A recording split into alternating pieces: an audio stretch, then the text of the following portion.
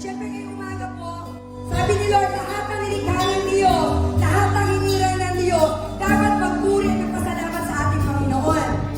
So dapat po tayo, excited po tayo ngayong umaga, na sama-sama tayo sa samba, sama-sama tayo magpupuri sa Panginoon. Amen po ba, Lord? So ngayong umaga, pwede ba yung mga pangamay natin, mga pagod sa buong isang linggo, yung mga iniisip natin, ibigay natin sa Panginoon. Ipalagpag tayo sabi sa papurihin natin ng Panginoon ngayong umaga. Sama-sama natin pasalamatan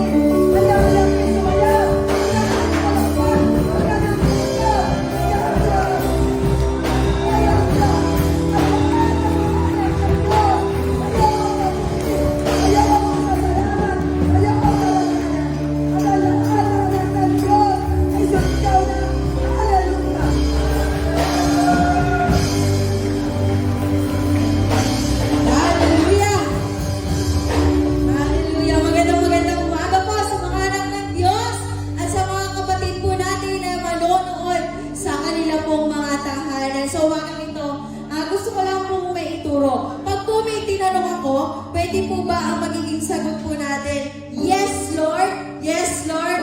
Yes, yes, Lord. Naintindihan mo ba?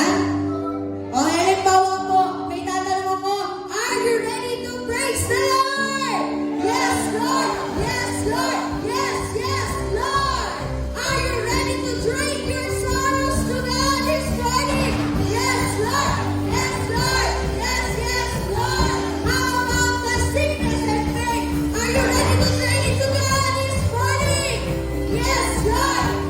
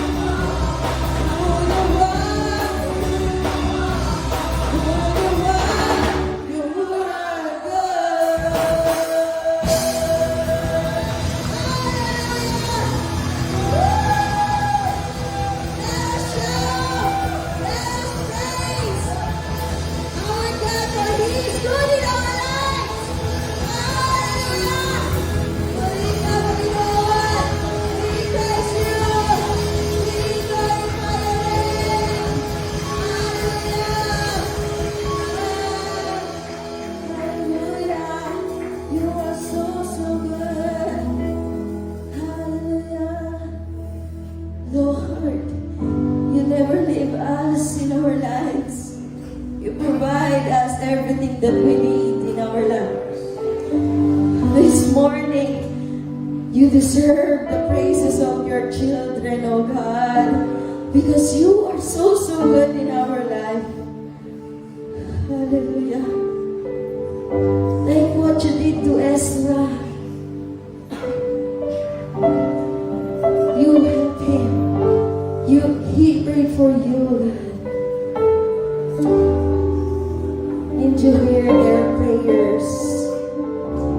Hallelujah. This morning, oh God, this song will be our prayer to you, Jesus, because your mercy will never ever fail us. You are the light in our darkness. Kaya kapatid, sa umagang ito, let us lift our hands to God. Let us sing this song as it is a prayer, because we need Him and His goodness is in our lives. Hallelujah.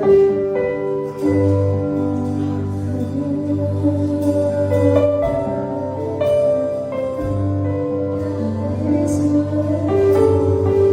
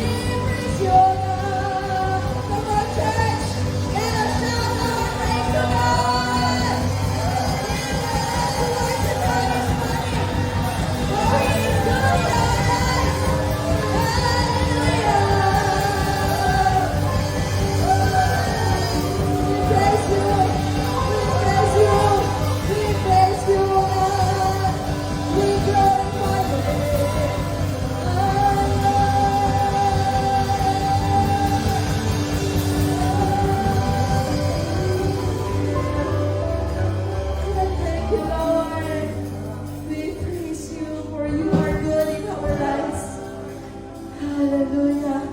You never leave us nor forsake us. Hallelujah. Church, let us give thanks to God this morning.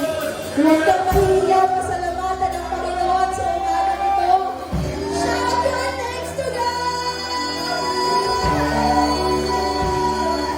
Praise God!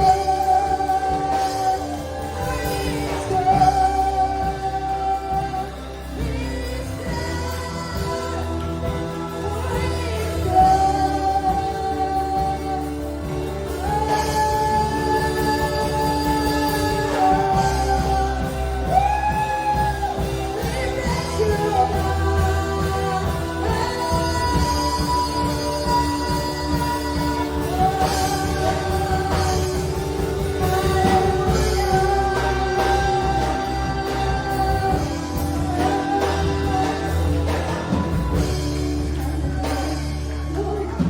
So, sa malaman ng kanta ng bawat isa sa amin, you free us from sorrow, from shame, from sickness, from pain.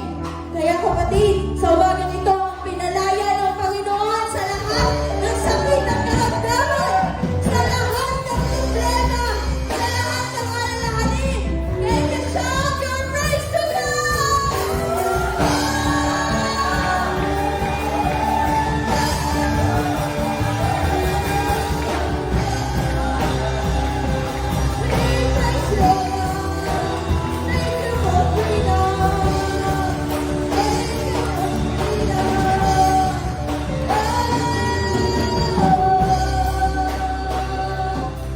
Thank you, Lord. Thank you for the freedom. Thank you, God. You deserve all the praises and worship of your people, Panginoon. Sa umagang ito, let us give our shout of praise to Jesus. Let us shout, Hallelujah! Hallelujah! Hallelujah!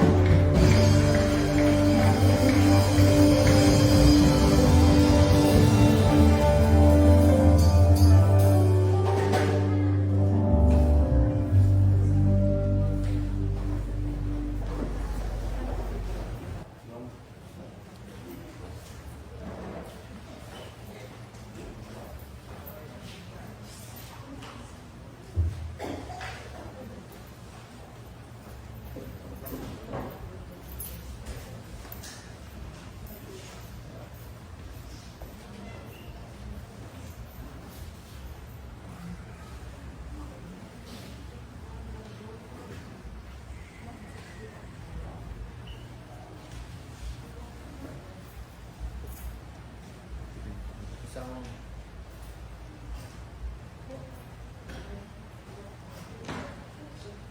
hello.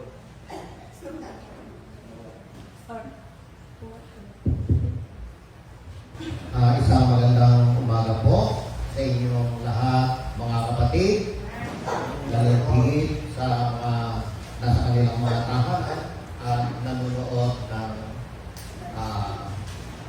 live streaming.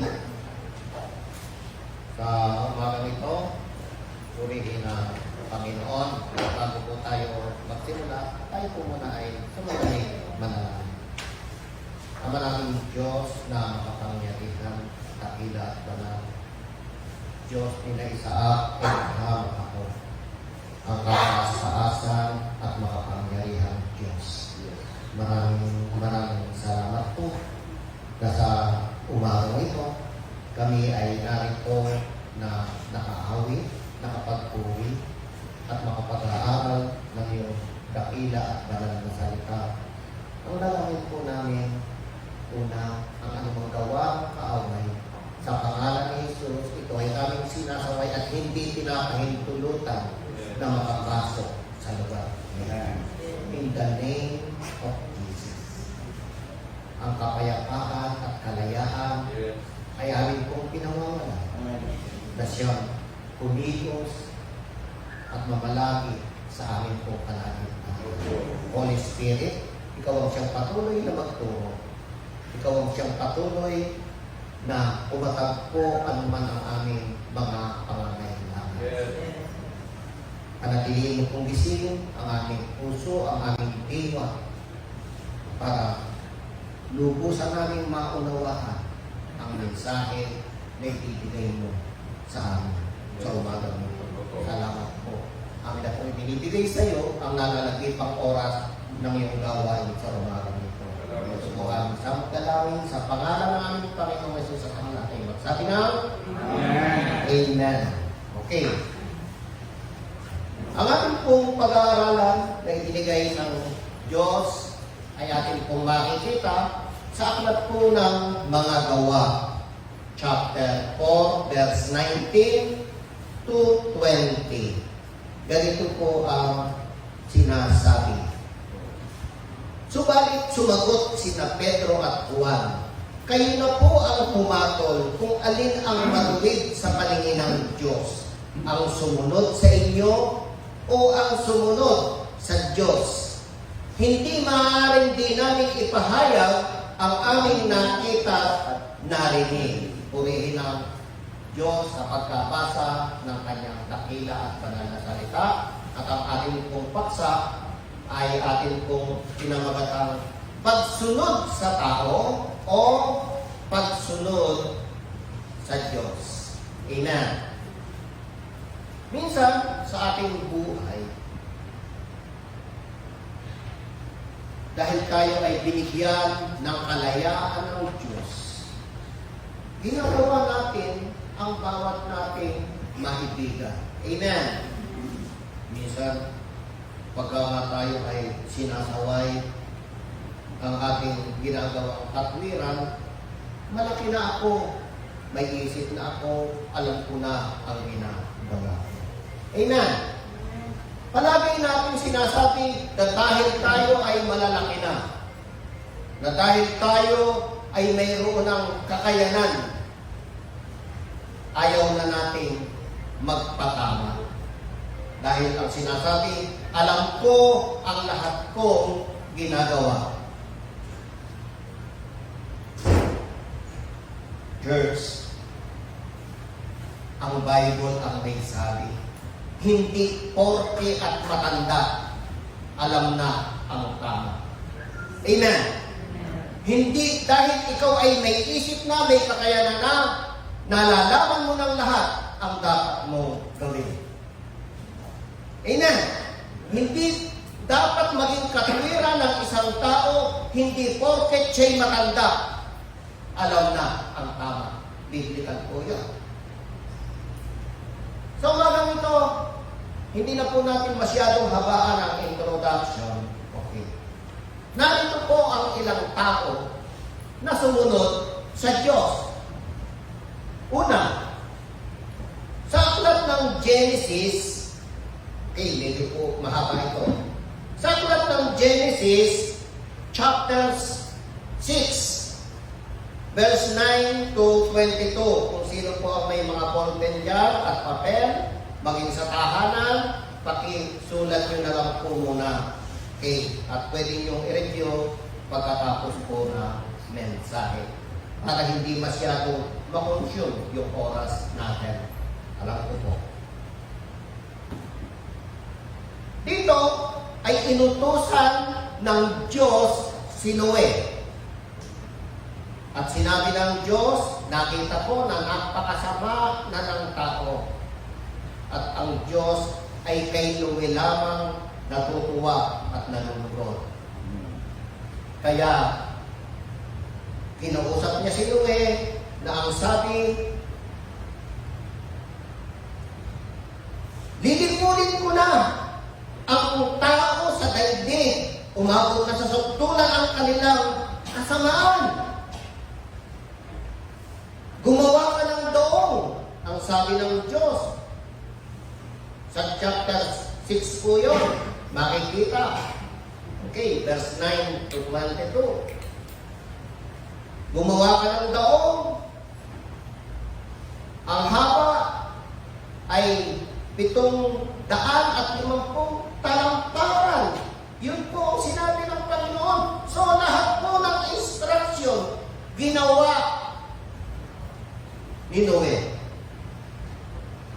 Noon, ang mga tao ang sabi, ginagawa mo? Bakit gumagawa ka ng doong sa tuktok ng bundok? Ang ganda ng panahon, ang init ng araw. Pero dahil ang Diyos ang siyang kumausap kay Noe, sinunod niya lahat ng instruction. 3 palapag ang iyong gagawin, lalagyan mo ito ng maraming silid, huhuli ka ng mga hayop, lalaki at babae, lumilipad, gumagapang, lumalakad at ilalagay mo doon. Kukuha ka ng mga pagkain para makakain at kailangang mabuhay sila. Ginawa pa rin Noe? Amen. Kahit parang imposible ang ipinagagawa ng Diyos, hindi mo biro na gawin. Ang ganito kalaking daong, puputol ka ng mga kahoy, gagawin mo. Ang daong, hindi po ganyan kasimple yan. Pero ginawa ni Noe. Amen. Wala naman silang katulong, sila lang. Walang tumulong sa kanila. Pinagtatawanan pa nga sila. Pero nang mayari ang daong, pinapasok ng Diyos. Pumasok na kayo. Ipasok niyo ng lahat. Isinara ng Diyos ang pinto. Pinaulan, binuksan ang lahat ng bukal.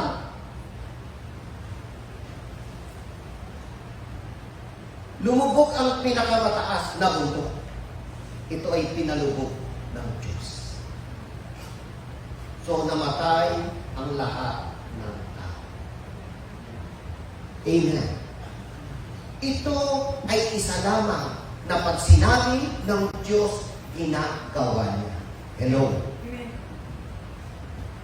Kaya tayo, bilang nilikha ng Diyos, ipinapakita ng Diyos na pagka sinabi niya, ginagawa niya. Amen. Pangalawa,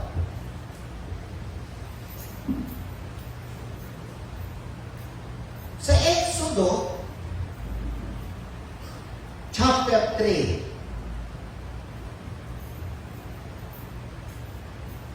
and chapter 4, medyo din po mahaba ito, ang buhay ni Moses, kung papaano tinawag ng Diyos. Alam natin na sa panahon ni Moses, batang maliit pa lang, ipinapapatay na ng Paraon. Amen.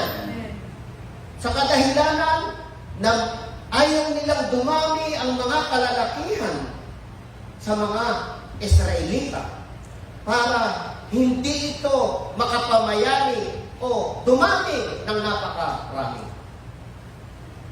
Kaya batang maliit pa lang, ipinapapatay na ng tao.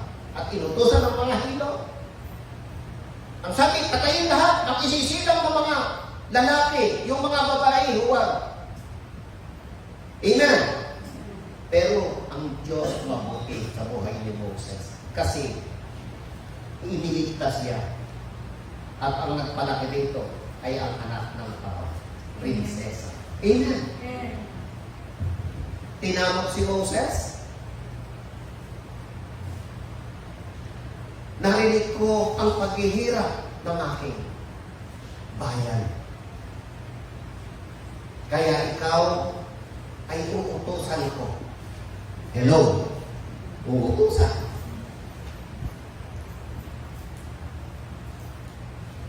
Pupunta ka sa Ehipto, kakausapin mo ang Paraon para makalaya at palayahin ang aking bayan.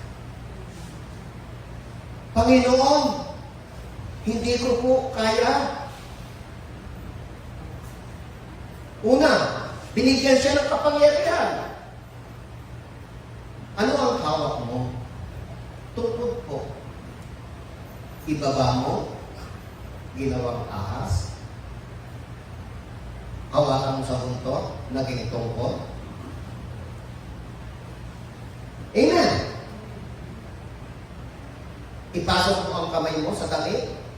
Pag ilabas mo, lumabas ang keto, ipasok mo muli, nawala. Tubig, pwedeng gawing dugo. Andun yung proteksyon. Ang sabi nga ng Diyos, sasamahan kita. Hello? Pero sa kapila nun, ano yung nangyari doon sa pakikipag-usap ng Diyos? In Exodo, chapter 4, verse 10, ang sabi doon, sinabi ng Moses, Panginoon, sa mula't mula pa hindi ko ako mahusay magsalita. Makapal po ang aking dila. Heto at pautal-utal akong nagsasalita. Nagtitlang ulit. Yahweh, in verse 13, isinasamo ko kung iba na ang inyong subuin. Sagot ni Moses. Church, kung ang Diyos ang nangungusap, ang Diyos ang kumakausap at nag-uutos sa atin. Alam ng Diyos, hindi ba alam ng Diyos na makapal ang dila niya, siya'y pautal-utal magsalita? Hello? Hindi ba alam ng Diyos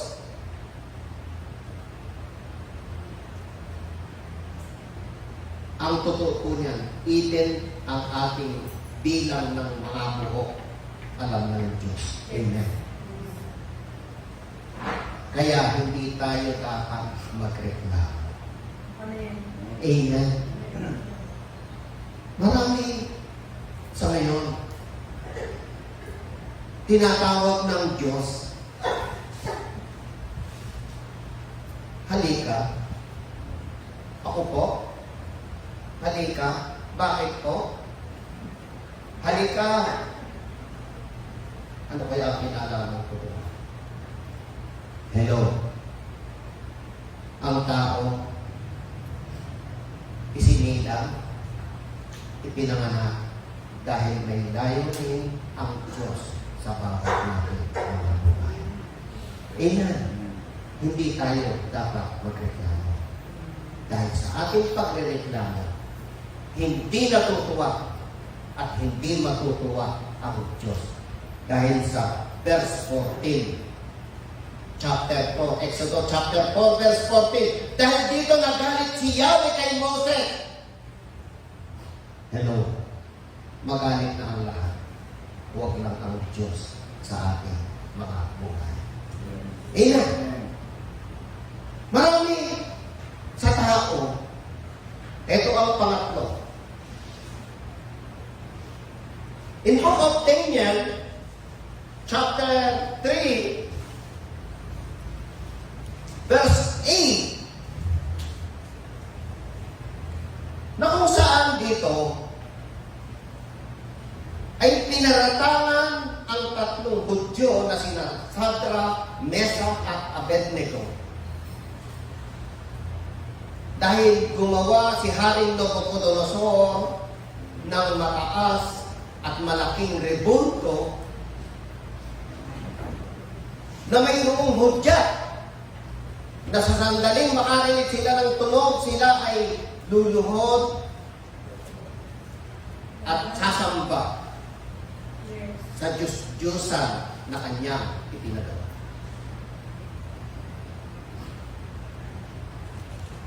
Alam natin na sa Exodo chapter 20, sinabi ng ating Diyos, huwag kayong luluhod, huwag kayong sasamba. Amen! Sa Exodo pa lang yun, sinabi na at ipinauna na ng ating Diyos na huwag kayong sasamba, huwag kayong luluhod. Pagkatapos, dito sa Book of Daniel chapter 3, pinasasamba sila ni Haring Nabucodonosor sa rebulto na kanyang ipinagawa. At pinaratangan ang tatlo at ipinahuli ng mga tao isinumbong kay Haring Nabucodonosor na sina Sadrach, Mesach at Abednego ay hindi sumasamba. Ang sabi, kinausap, totoo ba na hindi kayo sumasamba? Opo. Ihuhulog kayo. Doon sa apoy, sa pugo na naglalagap. Kung iyan po ang gusto nyo, ang sabi ng tatlo, wala po kami tutulog. Dahil alam namin na may Diyos na magliligtas sa amin. Magkagayon man, kung hindi kami iligtas, hindi pa rin po kami sasamba. Kaya't nagalit ng matindi. Si Haring Nabucodonosor, agad na ipinagapos at ipinahulog ang tatlo at sa sobrang init yung naghulog namatay. Pero yung tatlo nang mahulog, napalundag si Haring Nabucodonosor. Ang sabi niya, hindi ba tatlo lang ang inihulog? Opo, bakit apat ang nakikita kong lalakad-lakad? Hindi nasusunog. At yung isa, ang tingin ko ay Diyos. Kapatid, kung darating sa buhay natin na tayo ay kakausapin ng ating Diyos, uutusan. Kahit tayo ay pagbantaan na tayo ay papatayin, dapat hindi tayo mag-aalinlangan sa pagsunod sa Diyos. Dahil sinabi ng Diyos, hindi kita iiwan, hindi kita papabayaan. Amen. So dito, pinabayaan pa sila ng Diyos. Sinamahan pa sila. Amen. Ako'y laging sa inyo. So dito, kaya nga tatlo lang ang inihulog ang nakita ni Haring Nabucodonosor. Apat, tila Diyos ang isa. Siya mismo ang may sabi mo. At kung tayo'y maninindigan at susunod sa Diyos, kahit ang mga unbeliever, sila ay maniniwala, makakikilala, susunod at sasamba sa ating Diyos. Amen. Bakit? Si Haring Nabucodonosor, sila yung nag-uutos. Pero, dumating ang time na sila ay nakakilala at siya ay nagsabi na ang sino man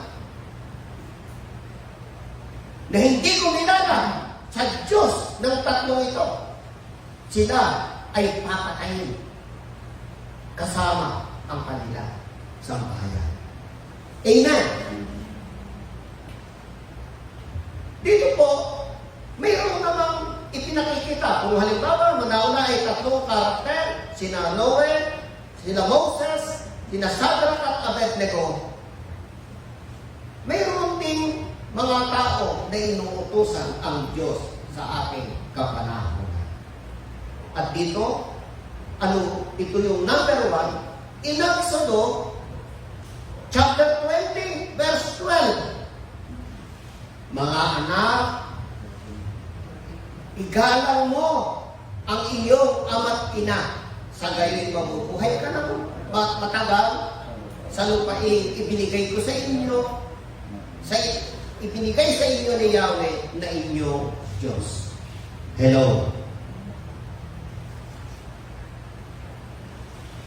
Marami sa atin, mga anak, sa panahon ngayon,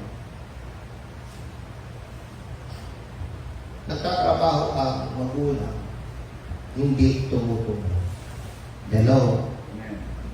Tinatawag. Wait lang po.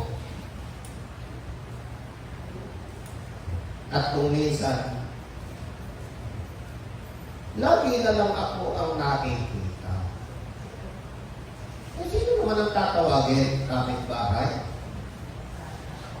Kung nagtatrabaho ang magulang, gusto niyo bang kapitbahay, ibang tao ang utusan? Hello?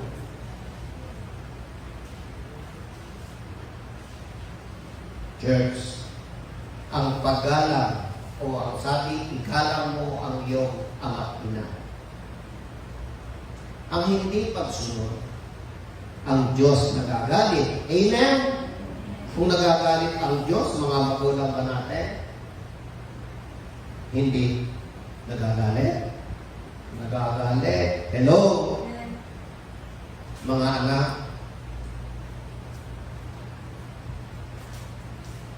ang inuutosan palagi, pinagsasabihan ang bawat gawin. Alam nyo, hindi mga bata, mga musmus lang sila. Kasi itinuturo sa kanila yung dapat nilang gawin. Amen? Kung ikaw ay hindi na musmus, dapat alam mo na ang gagawin mo. Hindi ka na kailangang utusan pa.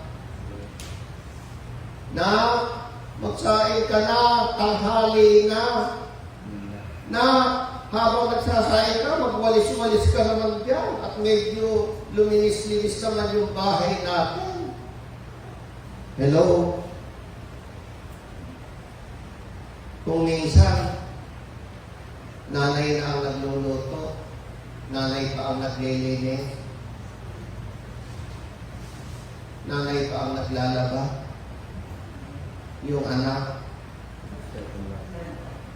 hawak ang laptop, iPad, computer,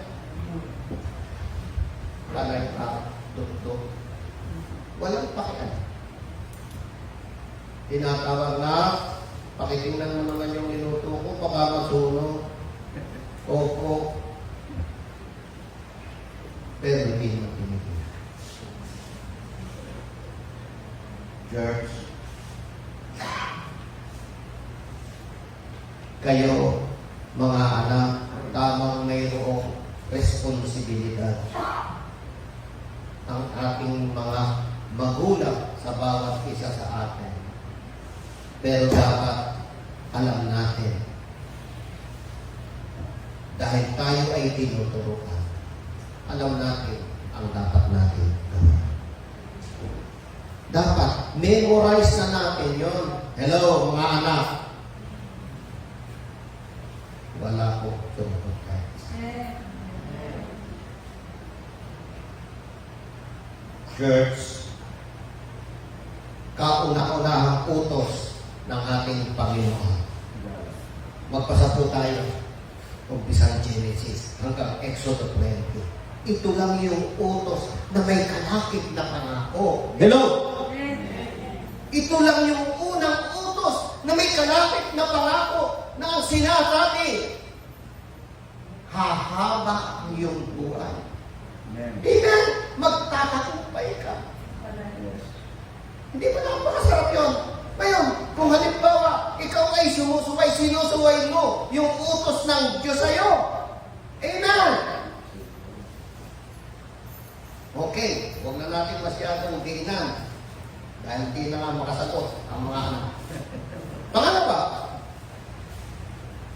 sa aklat ng Roma, chapter 13,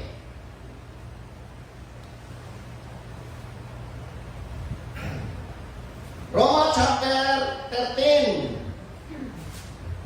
Okay, siya na po. Okay, 1 and 2. Ang bawat tao ipasakop sa mga pinuno ng pamahalaan sapagkat walang pamahalaang hindi mula sa Diyos at ang mga pamahalaang umiiral ay itinatag ng Diyos. Verse 2. Kaya nga, ang lumalaban sa pamahalaan ay lumalaban sa itinalaga ng Diyos at sila'y nararapat sa parusa. Ulitin ko po. Ang lumalaban sa pamahalaan ay hindi yung nakaupo ang nilalabanan. Kung hindi ang Diyos na siyang naglagay. Amen. Amen. Ang sino mang nasa pamahalaan na nakaupo, Diyos ang naglagay.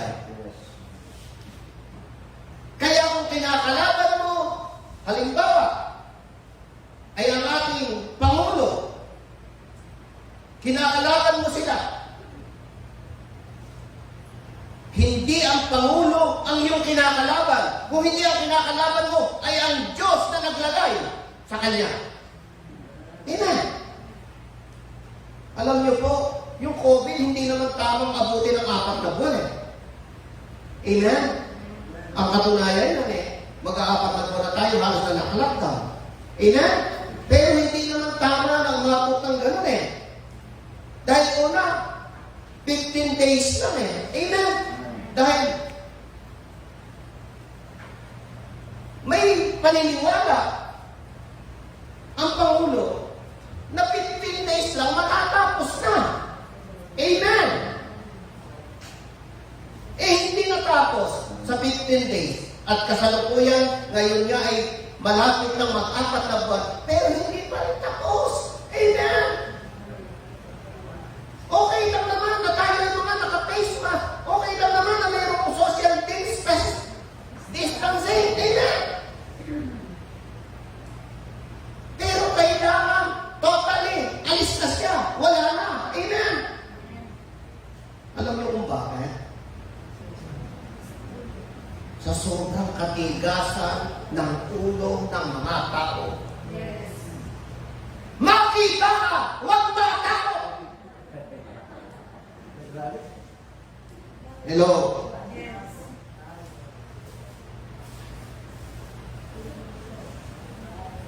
Kung ang Diyos ang siyang naglagay doon sa nag-uutos, una, uulitin ko po, hindi yung nag-uutos ang kinakalaban natin, ang Diyos.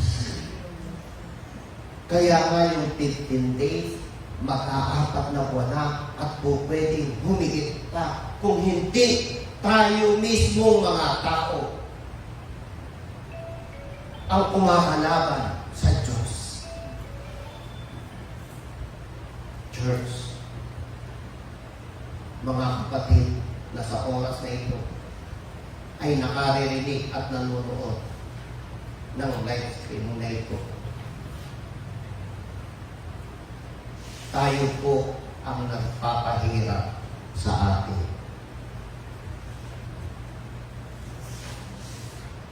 Ang sabi ng mga namumuno sa atin, kung sino man yung mayroong nararamdaman na sintomas, siya ay magkulong sa kwarto, mag-quarantine. Hello? Ngayon, anong ginawa? Naku, lalabas pa yan. Makikipagkwentuhan, makikipag-inuman, makikipag-social gathering. Ano ang ibig sabihin? Diretso. Ang gusto niya, kung siya ay may COVID, magkaroon din ng COVID ang iba. Gusto niya mahawa ang mga tao. Yun po ang purpose at gusto ng kaaway. Yung lumagana ang virus na ito. At ito ay ang ginagawa ng kaaway sa ating mga buhay. Amen. Alam niyo, nung kasalukuyan ng COVID, nagpunta ako ng Palawan, ang dami kayong tao roon. O alam niyo, may nagsalita. Hindi po naman kami sa COVID natatakot eh. Sa akin tatakot. Ang tatakot po ay kami mamatay ng gutom. Kasi po ay mamamatay ng gutom. Nakadilat lahat. Walang nakapikit. Doon sila natakot.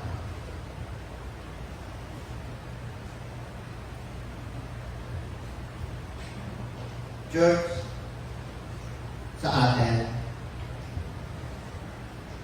alam mo ba natin, tayo, nananalangin, una, na tayo ay mag-iiwan, ni pababayaan ng Diyos. Amen. Pero ang kailangan din, tayo ay sumusunod doon sa batas. Amen. Totoo po na. Napakahirap. Hindi sa lahat po yan, hindi lang sa bansang Pilipinas, kung hindi sa buong mundo. Napakahirap.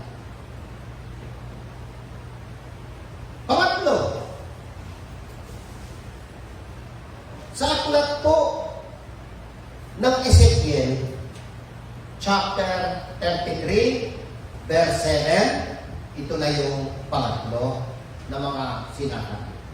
Ikaw, Ezekiel, ang ginawa kong bantay ng Israel. Ano mang marinig mo sa akin, ay sabihin mo sa kanila, bilang babala. Hello. So, ang inyong utos, tayo, bilang bantay, mayroong tungkulin. Kaya tayo magkakapatid, dapat yung ikinagagawa ng Diyos, ano yun? Ayun. Tayo ay humayo. Ipahayag natin ang mabuting balita. Turuan natin sila na sumunod sa Diyos. Bautismuhan sa pangalan ng Ama, ng Anak at ng Espiritu Santo. Amen? Na dapat mayroon tayong concern sa lahat ng tao.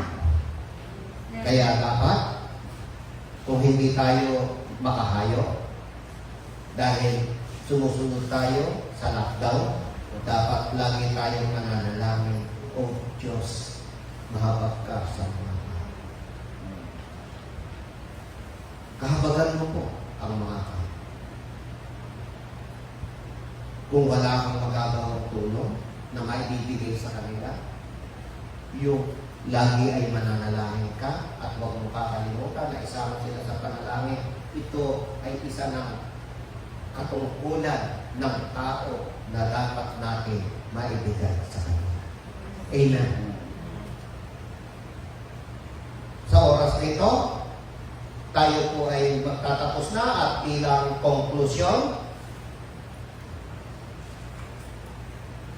sa aklat po ng Ezekiel, chapter 11, 19 to 20. Ezekiel 19, bibigyan ko sila ng bagong puso at bagong espiritu. Ang masuway nilang puso ay papalitan ko ng puso masunurin. Amen.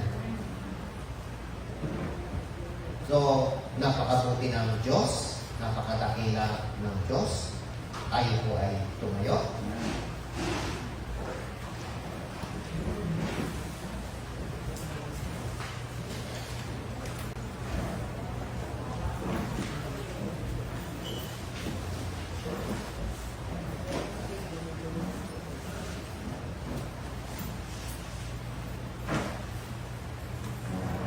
Tayo po muna ay aawit sa Panginoon. At ang awiting ito ay gawin natin dalangin para marinig niya at bigyan niya ang ating panawagan. First, itaas po natin ang ating mga kamay. Huwag muna natin pakialaman ang ating gagawin. Tayo ay umigit kung maaari.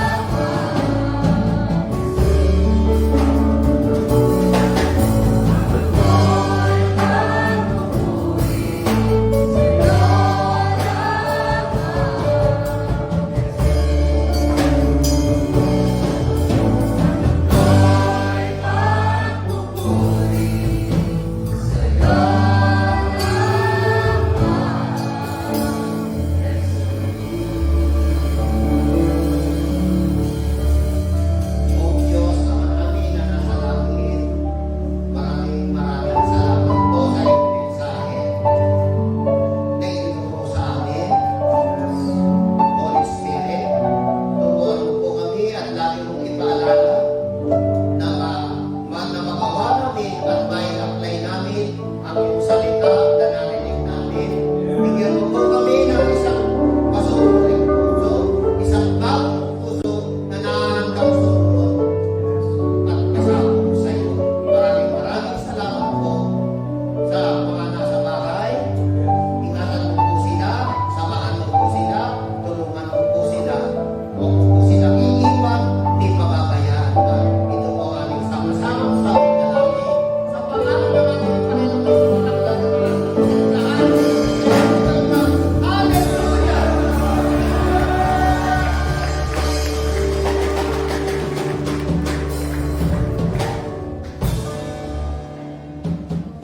Sa pamamagitan po ng ating pagbibigay, tayo po ay magbigay ng may kagalakan po sa ating mga puso.